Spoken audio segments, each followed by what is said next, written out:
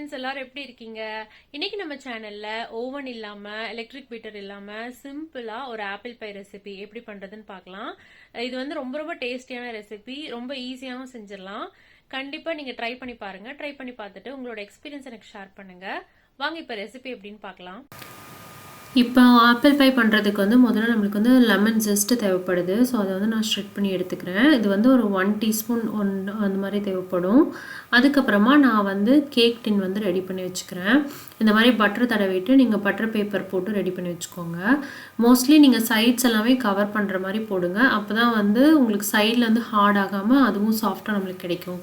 Cakes பண்ணும்போது இந்த மாதிரி பை பண்ணும்போது எல்லாமே வந்து இப்போ ரெடி பண்ணதுக்கப்புறமா நம்ம வந்து ஆப்பிள் பைக்கு தேவையான விஷயங்கள்லாம் ரெடி பண்ண ஆரம்பிச்சிடலாம். அதுக்கு வந்து நான் 2 முட்டை எடுத்திருக்கேன். அதை வந்து நல்லா பீட் பண்ணிக்கோங்க. நல்லா வந்து பபிள்ஸ் வர வரைக்கும் நீங்கள் பீட் பண்ணணும்.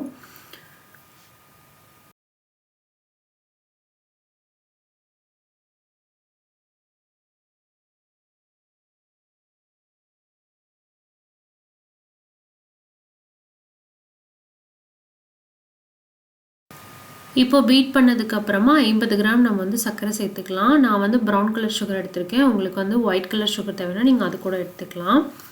அதையும் சேர்த்து நம்ம நல்லா கலந்து விட்டுக்கணும்.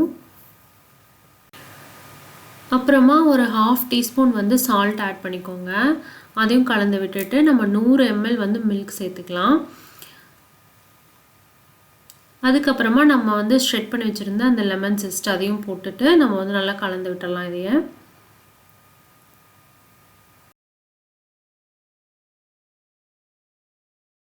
கலந்ததுக்கு அப்புறமா நான் வந்து வெண்ணிலா சுகர் ஆட் பண்ணுறேன். உங்ககிட்ட வெண்ணிலா எசன்ஸ் இருந்ததுன்னா அதை நீங்கள் ஆட் பண்ணிக்கலாம். ஜஸ்ட் ஒரு 1 டீஸ்பூன் ஆட் பண்ணால் போதும். அதுக்கப்புறமா மெல்ட் பண்ண பட்டர் அது வந்து ஒரு 25 கிராம் அதை வந்து நல்லா ஆறுனதுக்கப்புறமா சேர்த்துக்கோங்க. அப்புறமா நம்மளுக்கு தேவையான அளவு மாவு சேர்த்துக்கலாம். இது வந்து 90 கிராம் நான் வந்து மாவு சேர்த்துருக்கேன். இது வந்து ரொம்ப பர்ஃபெக்டான அளவாக இருக்கும் 4 ஆப்பிள் வச்சு பண்ணுறதுக்கு. உங்களுக்கு அதிகமான நீங்கள் ஆப்பிள் வச்சு பண்ணுறீங்க அப்படின்னா இன்னும் கொஞ்சம் அதிகமாக நீங்கள் எடுத்துக்க வேண்டியது இருக்கும். வந்து லம்ஸ் எல்லாம் இல்லாமல் நல்லா வந்து கலந்து விட்டுருங்க. இது கலந்து விட்டதுக்கப்புறமா நம்ம வந்து ஒரு கடாயை வந்து ஹீட் பண்ணிக்கலாம். ஒரு 5லேருந்து 7 நிமிஷம் நல்லா அது சூடாகிற வரைக்கும் வந்து ஹீட் பண்ணிக்கோங்க மூடி வச்சு. ஹீட் பண்ணதுக்கப்புறமா நீங்கள் வந்து ஆப்பிளை வந்து இந்த மாதிரி தோல் உரிச்சிட்டு அதே பீலர்லேயே நீங்கள் வந்து ஆப்பிளை வந்து ஃபுல்லாக பீல் பண்ணி வச்சுக்கணும் 4 ஆப்பிளையும்.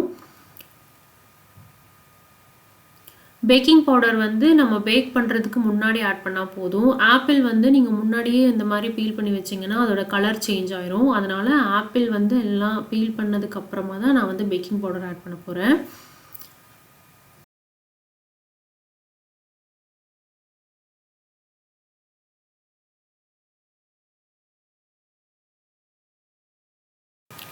இப்போ ஆப்பிள் வந்து நம்ம வந்து பீல் பண்ணியாச்சு. அதுக்கப்புறமா பேக்கிங் பவுடர் 1.5 டீஸ்பூன் நான் வந்து ஆட் பண்ணுறேன்.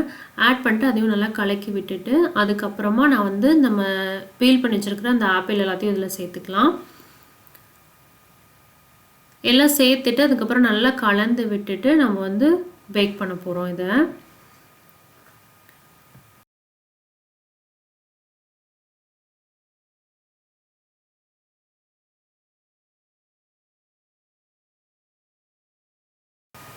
இது வந்து நல்லா கலந்ததுக்கப்புறமா நீங்கள் வந்து பேக்கிங் ட்ரேல போட்டுட்டு இதை வந்து நீங்கள் பேக் பண்ணிக்கலாம். இது வந்து நீங்கள் ஓவன்லேயும் பேக் பண்ணலாம். 180 டிகிரியில் 40லேருந்து 45 மினிட்ஸ் ஆகும். இது வந்து நான் இப்போ கடையில் வைக்க போகிறேன். அதுக்கும் வந்து பார்த்திங்கன்னா சேம் டைம் தான் ஆகும். 40லேருந்து 45 நிமிஷம் ஆகும். இதையெல்லாம் பேக்கிங் ட்ரேல ஊற்றுனதுக்கப்புறமா நீங்கள் வந்து அது மேலே மெல்டட் பட்டர் கொஞ்சம் ஊற்ற வேண்டியது இருக்கும். ஏன்னா அது வந்து லைட் ப்ரௌனிஷாக மேலே வரும். ஸோ அந்த கலர் வர்றதுக்காக நீங்கள் அந்த பட்டரை ஊற்றிட்டு அதுக்கப்புறமா நீங்கள் பேக் பண்ணுங்கள்.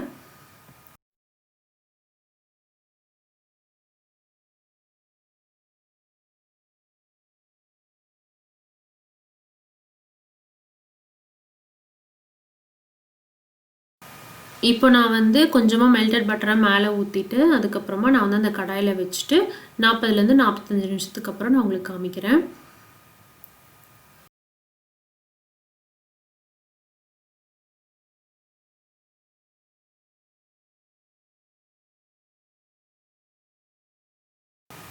இப்போது எக்ஸாக்டாக 45 மினிட்ஸ் ஆயிடுச்சு. ஆப்பிள் பை வந்து சூப்பராக ரெடி ஆயிடுச்சு. மேலே பாருங்கள் அந்த லைட் ப்ரௌன் சூப்பராக இருக்குல்ல பார்க்குறதுக்கு. ஸோ நீங்கள் வந்து குத்தி பார்த்துட்டு ஏதாவது ஒட்டுதான்னு பார்த்துக்கோங்க. அதுக்கப்புறமா நீங்கள் நல்லா கூல் ஆனதுக்கப்புறம் இதை சர்வ் பண்ணலாம். மேலே வந்து ஜஸ்ட் நான் வந்து பவுடர் சுகர் போட்டிருக்கேன். இதை ஜஸ்ட் அப்பேரன்ஸ் அண்ட் டேஸ்ட்காக தான். இது வந்து ஆப்ஷனல் தான், உங்களுக்கு தேவைன்னா நீங்கள் போட்டுக்கலாம். இது ரொம்ப ரொம்ப டேஸ்டியான ஈஸியான ரெசிபி. கண்டிப்பாக வீட்டில் ட்ரை பண்ணி பாருங்கள். உங்களோட எக்ஸ்பீரியன்ஸ் என்னங்கிறது எங்களுக்கு ஷேர் பண்ணுங்கள். இந்த வீடியோ பிடிச்சிருந்தா ஒரு லைக் பண்ணிக்கோங்க. மறக்காமல் நம்ம சேனலை சப்ஸ்கிரைப் பண்ணிக்கோங்க. தேங்க்யூ.